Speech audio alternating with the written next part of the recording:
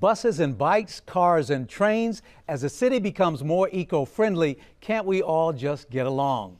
Getting around D.C. as Washington Full Circle starts right now.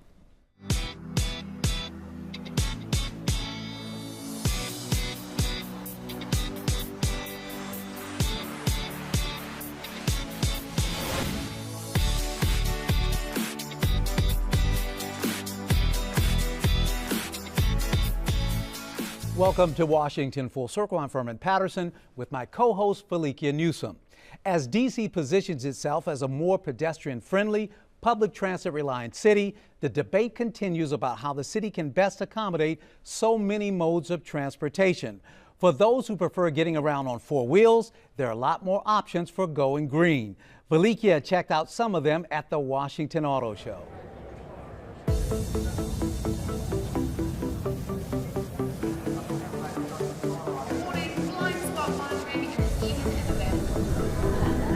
As D.C. gains more and more new residents, the look of transportation is changing. People are giving up their big SUVs and riding out in smaller city-friendly vehicles. And what better place to check out some of those vehicles than the Washington Auto Show? As you can see behind me, the all-new redesigned Z06 Corvette. And actually, we've already gotten some excellent feedback from our audience members. Like you, sir. What did you say to me earlier? The Washington Auto Show always has all kinds of vehicles on display, but this year, some of the highest exhibits featured more eco-friendly and compact modes of transportation. From human-powered vehicles with a twist to fully electric cars and some out-of-this-world vehicles, there was something for everyone looking to downsize in the city. This is basically an electric assist tricycle. It's intended for street use, and it's classified as a bicycle, so there's no special registration or licensing required. It's basically a small electric motor connected to the drivetrain that you engage with a button when you need it. The battery is in a container like this, so you take it into your house and you plug it in, charge it overnight. Also, to add a little extra, there is a solar panel on top here that will also help charge the battery. A lot of the motorsport that we see on TV and is just so far out of reach and inaccessible that what we did when building this car was for literally pennies on the dollar, we've created a viable electric race car as compared to some of the multi-million-dollar efforts that are out there. Okay, so if sports cars and bicycles aren't your thing, there were plenty of city and eco-friendly automobiles to choose from. It's called the 100% electric Nissan Leaf. It was debuted here in North America in 2010 as a way of giving consumers more options by offering electric. We all know gas prices are at a certain level right now, but gas prices will go up. To have an alternative such as 100% electric Nissan Leaf definitely makes your lifestyle a lot easier. Personally, I like the smaller cars. I've been driving a hand-me-down minivan the past few years, and I really like the idea of something you can kind of just thrash around and go around corners fast and not really have to worry about maneuvering around traffic and just kind of zipping in and out of tight spaces. Minis are really great cars. They are small in size. They give you excellent gas mileage. The new cars that we have right now, the base models usually give you about 40, 41 to the gallon. They are very economical. They are BMW products. That's a very good plus to it. They are fun type of cars. So they have a lot of nice buttons in them so you can play with and get to know them a little bit. These cars are meant to have fun. Enjoy your ride. Even Metro had a little, or big, something to show off that's changing the face of transportation in the district. A hybrid bus that saves on fuel and provides a more comfortable ride, all while packing in some state-of-the-art features like security cameras and seats that are less susceptible to vandalism. And for those of you who are only interested in the cutting edge, there was a futuristic vehicle that looked like it could transport you from here to the moon, or maybe just around town. But you'd look pretty cool while doing it. I don't know, it's some sort of like motorcycle. I believe it's controlled while you're standing on it and then you lean. So it's a great car. I go with the future, and what's better, and I like small compact cars and the way better to improve the environment, So I'm assuming that's what this car is capable of.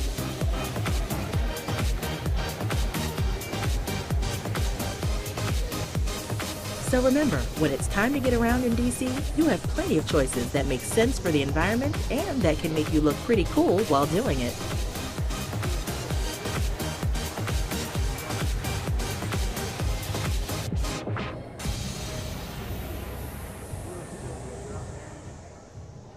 Now, I know I'm not supposed to say this, but I want that car. Anyway, joining us from the Department of Transportation is Sam Zimbabwe, whose job it is to find solutions to help residents and visitors move around D.C. Thanks so much for joining us. First question, other than cars, what are the many modes of transportation for D.C. residents and visitors to move around? So DC residents and visitors are moving around in all ways at all times. We have a lot of people who are taking transit every day. Actually, more district residents are commuting by transit, buses and on the rail than in a car these days. We have a lot of people who are walking and a lot of people who are biking. And that's true of both residents and visitors. Okay. The first thing is the bus. We saw that huge bus down at the convention center. The bus transportation system in DC, are there any plans to expand it, condense it, or redirect it? Yep. So we work with WMATA, with Metro, to plan and build the bus system. We also have the DC Circulator, which is our own local bus service that we plan and run in cooperation again with Metro. We plan to have a new route serving the National Mall starting this spring. And then we finished some planning work this fall that looks at how to build that system out over the next 10 years, trying to serve these new places where there's new growth in the district. And I know you're not from WMATA. I'm just going to ask you the question because when I was looking at the information on the bus, I saw that in DC, it sounds crazy, as pointed out, that I think buses currently, the gas buses get like 3.5 miles to the gallon, which actually is an industry leader. It's actually more than almost every city in the country. But now we're getting these, hybrid buses. So do you have any knowledge about rolling those into the bus fleet? We're looking at the next generation of circulator buses now. And so likely next year or later this year, we'll start to buy those. There's a whole bunch of issues about how to store those, how to use them, make sure they integrate with the current fleet. But we're definitely looking to make the buses greener. Yeah. There's a lot more to talk about on transportation. Stay with us. We'll be back in a moment with more on getting around D.C. when Washington Full Circle continues.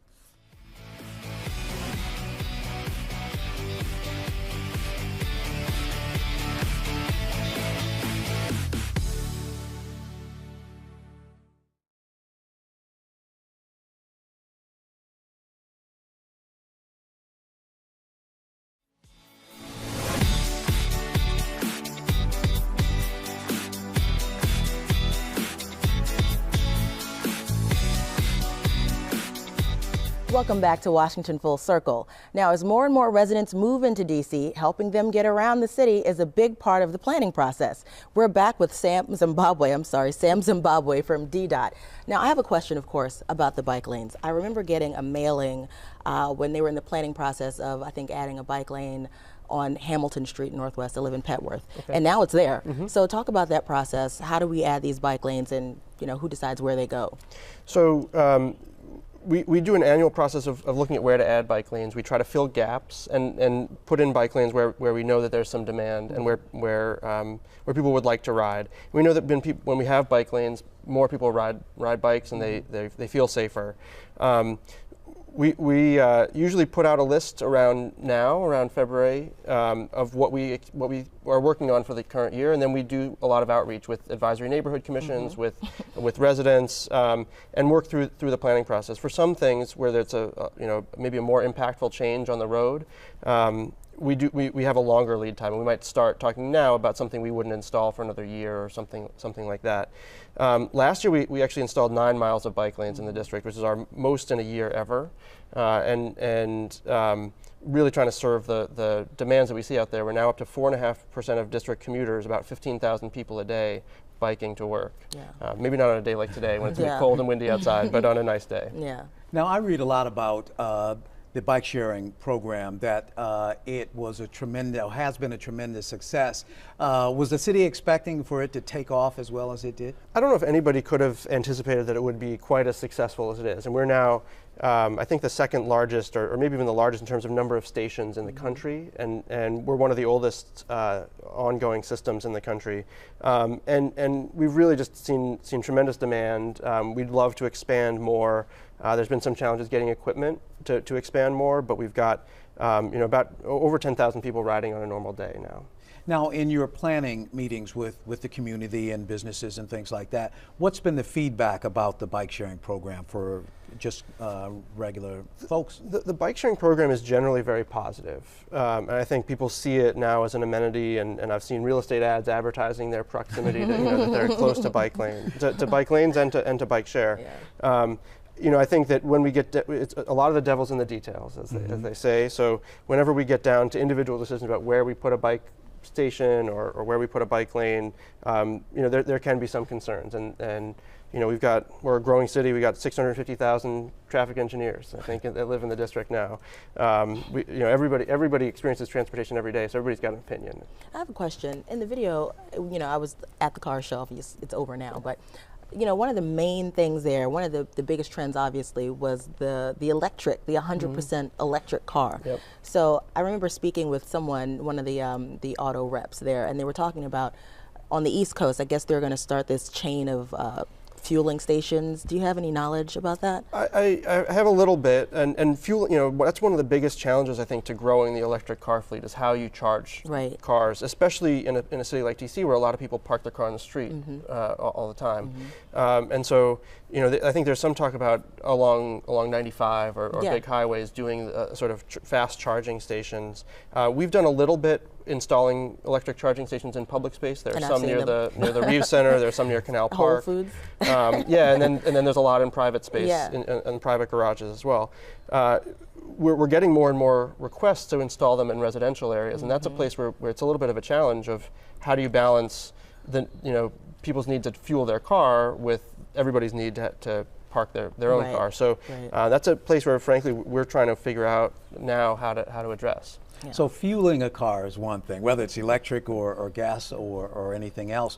But the whole thing about parking that car, and parking has always been a big issue in DC. So in planning and in research and in feedback from the community, what are you getting? Well, I don't think anybody loves their parking situation in the district. You do? No. Okay. I actually don't mind. Mine is not too bad. Yeah. It's an issue, and especially it's an issue as there's been more growth in residents and as there continue to be people who need to commute in from outside of DC. I think one of the things that we've noticed is that a lot of our parking requirements are both our public, how we manage the public curbside and what happens in private space haven't really evolved as some of the changing demands have evolved. So we've sort of done workarounds and sort of cobbled things together, and we really are trying to move towards a more comprehensive approach. We've had one-size-fits-all policies that work at for the city, and trying to figure out how we can work with neighborhoods a little bit better. So quickly, give us an idea of what you've gathered, and you've been having this planning process for a while, and you're looking 5, 10, 20 years out. Yep. What's the plan right now? And just give us a gist of what. Well, so we did a curbside management study last year that came out with some recommendations about how we can look at the diverse types of places in the district and look at different approaches. So in some places, like in downtown, we might really take an approach that we're managing we're going to price the curbside. We're going to price things to manage the demand. So we can guarantee that there's some level of availability whenever you get to a place. You may pay for it, but there's going to be some availability. Our residential neighborhoods are very different, and we have very different residential neighborhoods. What happens in DuPont Circle is not the same as what happens in Brookland, where I live. And the demands tend to be different based on the density and what people are doing. So really it's trying to figure out a more nuanced approach to how we approach parking. And we just have about a minute to go. I know Velikia had a quick question. Yeah, I was going to ask you about the trolleys. I know that there's been some talk about, we've got the line on 8th Street, of course, but there's been some talk about a trolley possibly from Buzzard Point going up Georgia 7th Street, that corridor. Yep. So we see streetcars as a modern transportation system that can move a lot of people very efficiently. We've got places in the district where we've got more than 20,000 people a day riding the bus. The Georgia Avenue corridor is an example of that. And so we're doing planning work and engagement work with communities about what what it would mean to expand the streetcar beyond the H and Benning line. And I think some of that's still an open question. We're going through the process of planning. We've got a 22-mile system eventually under some level of planning for all 22 miles. But there's a lot of complexity, and I think we've learned a lot through the H Street process, and it'll remain to be seen how we expand the streetcar system. The good thing is there's an overall plan for where the city is going as far as moving around. Thank you so much for stopping by to talk to us. It's been great. My pleasure. Next on Washington Full Circle, home, work, and school are not the only places folks are trying to get to and from. There are lots of events coming up around town, so get ready to start making plans. We have some inside information when we come back.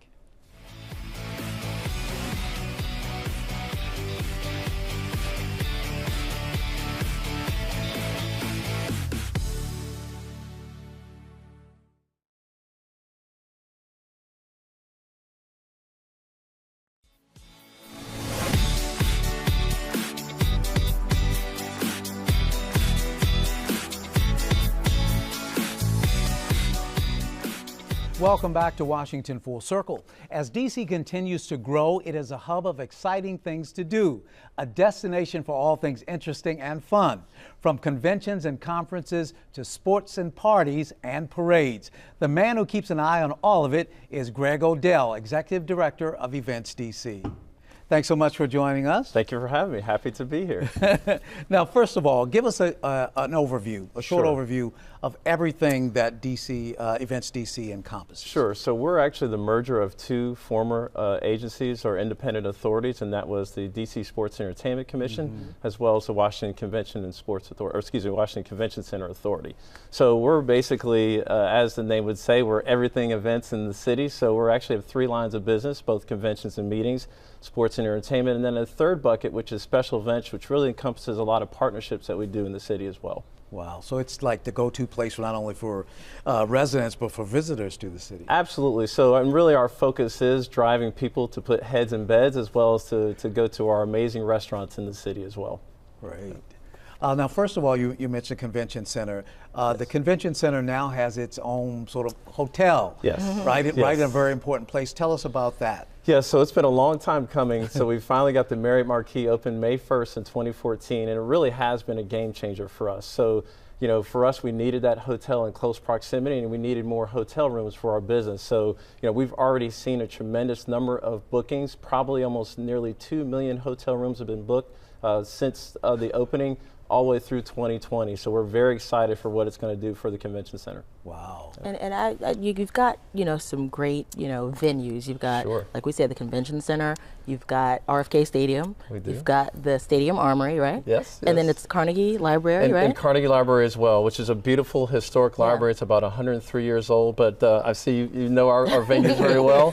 But it really is a good mix of both the old and new, which is exciting for us, and it gives our customers kind of a different diversity of product for them to choose from. And we've seen a wonderful complementary mix. We've seen for the big conventions, sometimes that Carnegie Library is used for some special events in conjunction with a larger convention. So it's really been a great product mix for us. And I was going to say that because I know we've done shows from basically almost every one of those venues, from the car show to the soccer things at the stadium. We've done, I mean, it's all kinds of things there. But you always have really original things. No, thank you. No, thank you for saying that. So really, it is a place, and I think, right now we've focused on really wanting to create experiences in the venue. So not really just have traditional events, but make sure that we have a case where people can come in and reimagine our space. So having, a different mix of product. And we tell people it's never too big or too small. So we can fit 40,000 people in the convention center, or we can have an intimate space for 200 people as well. So it really has been a great mix for us. Now, regarding sporting events, how does that tie into Events DC? Sure. So, traditionally as a host venue, we've had RFK, which I will tell you was the original entertainment district for Washington, D.C. But, there's been so many wonderful experiences there. A couple of years ago, we celebrated the 50th anniversary at RFK. But as you all know now, absolutely, that's right. And it's we now call it historic, not old.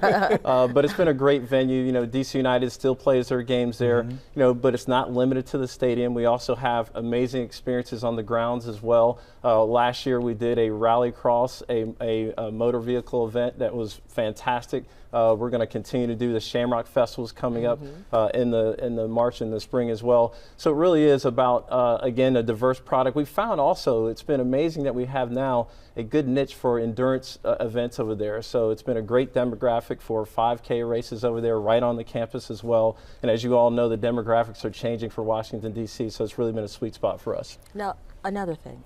Sure. Favorite time of the year, spring, which means what? Cherry Blossom Festival, right? Absolutely. So that is, for us, and that is really kind of the best or signature event example for us of our special events. Yeah. So it's a great partnership, and to give it in context, we probably have over 1 million people come through the convention center on an annual basis. Well, in those 4 weeks of the Cherry Blossom Festival, it's over 1.5 million that come to the city for that amazing event. So we own the spring now in Washington, D.C., thanks to the Cherry Blossom Festival. It really is a spectacular event. Now, I know Events DC partners with a lot of people in the district. One of them is for the Rammies. Tell us about that. Yes. So the Restaurant Association of Metropolitan Washington has been fantastic under Kathy Hollinger's leadership. But for us, it really is a way to partner and showcase the great restaurants. There's been over 140 restaurants opened just last year alone in this amazing city. So all these great chefs that are both here and coming from abroad are now here in our great city. So the Rammies, as you all know, showcases the best of the best in many categories. So we're now happy to have that event at the Walter E. Washington Convention Center as well. I think this year it's on June 6th, I believe. So we're excited to have you back, and we want to have it there for years to come. We'll definitely be there. We'll look forward to having you there as well. Yep. Now, what's the website for people visiting and wanting to see? So Events DC is the website for us that showcases a lot of our events, but also Washington.org, which is managed and run by our partners. So Destination DC is the Convention and Visitors Bureau for the city. So they're responsible for not only doing the long-term bookings for the convention center, but they market all of the city. So all the goings-ons in Washington, D.C. are at Washington.org, and also for Destination DC's website as well. Fantastic. Yeah. Let's see, you've told us everything. Oh, I did have a question about RFK. So there's, talk about, of course, the soccer stadium. Yes. So what's going on with that? So great question. As you all know, the DC United now is going to get a new stadium, which we're very excited about. But it also opens a great opportunity for us to reimagine what's going to happen at RFK. So we've just embarked on a study. So we're doing a feasibility that really will look at the highest and best use of RFK. So and I won't presuppose that outcome, but we really will look at from other professional sports to amateur sports, and we're going to engage the community as well. So we're really just starting on that process, but we hope by the summer that we'll have some concepts that we'll be able to share with the community and get the best result. Yeah. Events, keep them coming. Absolutely, thank you. I hope to see you there soon at all our events. Thanks so much for joining us. Thank you, I appreciate it. And that's it for now. Thanks to our guests and my co-host, Felicia Newsom, and thanks to all of you for watching. I'm Furman Patterson. We'll see you again next time.